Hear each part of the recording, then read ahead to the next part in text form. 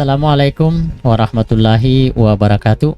Kembali di channel Guru Matematik, channel yang siap berbagi informasi-informasi dalam dunia pendidikan maupun yang berkaitan dalam dunia pendidikan. Baik, apa kabar semua? Tentu baik-baik saja kan? Baik, kali ini kita jumpa kembali di episode ke-153. Kali ini kita akan membahas tentang soal-soal yang berkaitan dengan garis dan sudut. Saksikan videonya sampai selesai.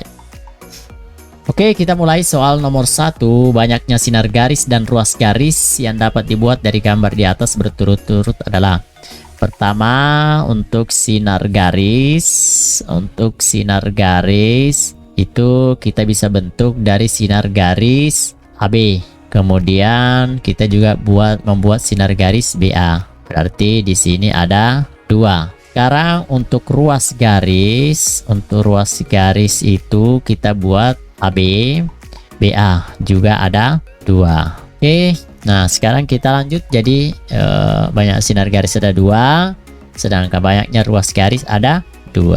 Sekarang kita perhatikan gambar berikut. Pernyataan pasangan garis yang benar berdasarkan kondisi gambar di atas adalah. Perhatikan, kalau kita lihat kondisi di atas, maka ada beberapa kemungkinan. Kemungkinan yang pertama, A sejajar dengan B, kemudian A, B itu memotong K, memotong M, memotong pula N, ya. Kemudian selain itu, kemungkinan yang lain, kondisi-kondisi yang seperti di atas adalah N sejajar dengan K, kemudian memotong M, jadi N, K memotong M, memotong juga, jadi selain memotong juga A, ya, memotong A. Jadi ini memotong A juga memotong B.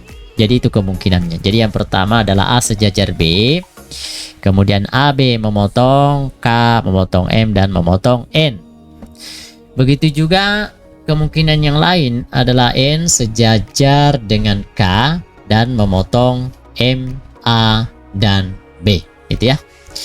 Oke, jadi itu kondisi-kondisi yang bisa kita katakan pada situasi gambar. Oke, sekarang kita lanjut ke soal berikutnya. Tentukan panjang X. Nah, ini kita perhatikan bahwa kita tahu bahwa AP, jadi di sini AP berbanding PB itu sama dengan AQ berbanding QM. Dengan demikian bisa kita isi nilainya AP itu X, sedangkan PB PQ PB ya 3,9, kemudian AQ itu 2, sedangkan QM itu 4. Nah, bisa kita tuliskan X nya sama dengan 2/4 dikali 3,9, atau bisa juga kita tuliskan 1/2, karena 2/4 disederhanakan 1/2.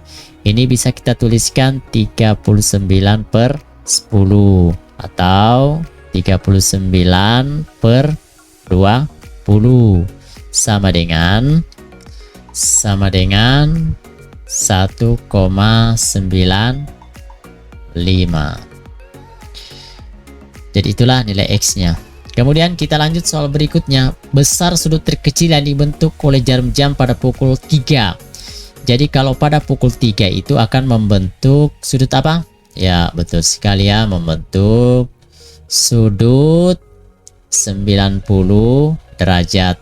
Artinya 90 derajat itu bisa diperoleh dari 1/2 dari sudut lurus. 1/2 dari sudut lurus. Kenapa?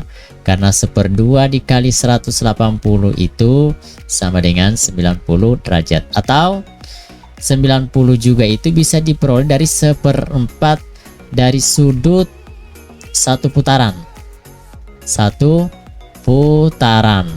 Sudut satu putaran itu kan 360 derajat. Hasilnya adalah 90 derajat.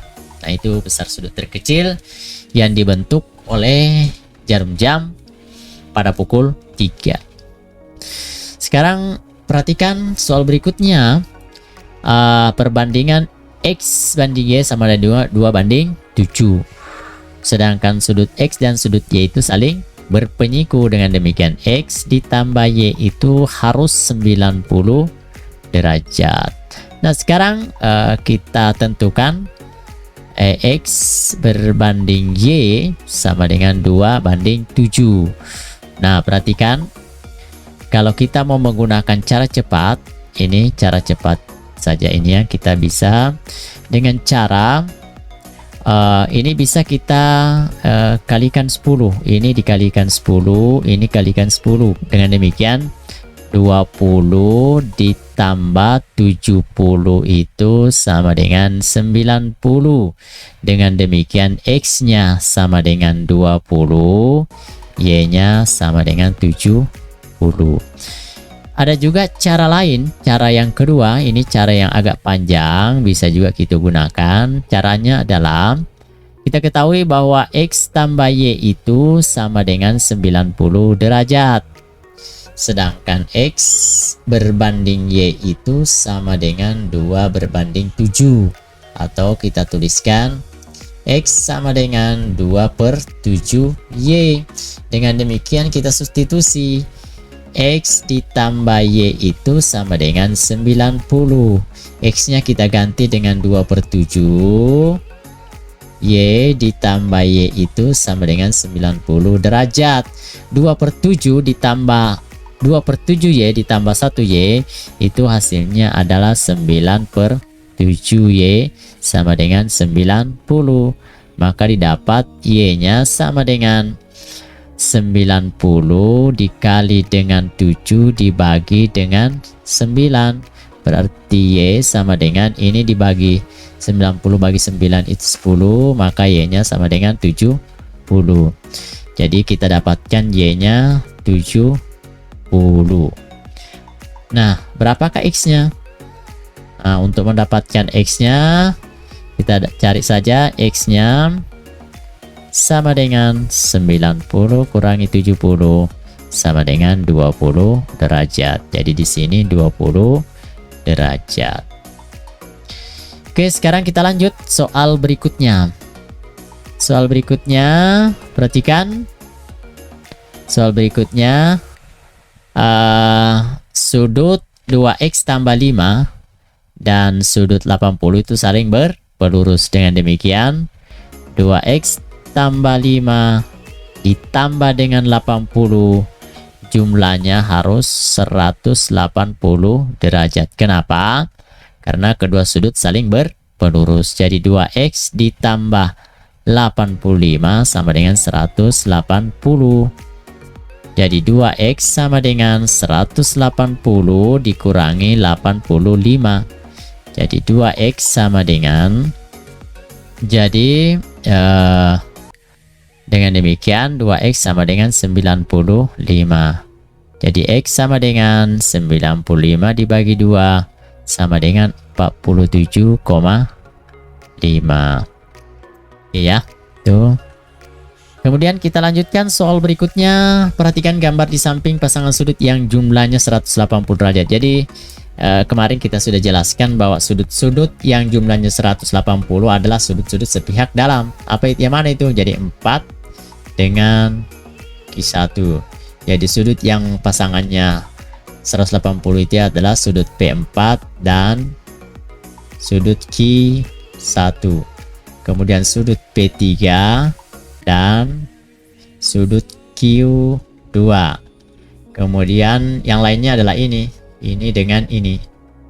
Kemudian ini dengan ini. Jadi ini adalah sepihak dalam. Nah, sedangkan yang sepihak luar itu adalah P1 dan Q4. Kemudian sudut P2 dan sudut P2 dengan Q3. Ini dinamakan sepihak luar. Oke, sekarang kita lanjut soal berikutnya.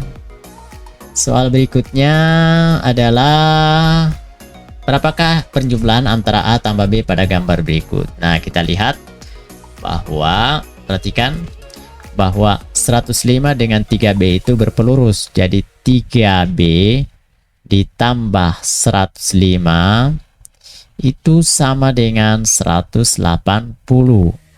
3B sama dengan 180 dikurangi 105.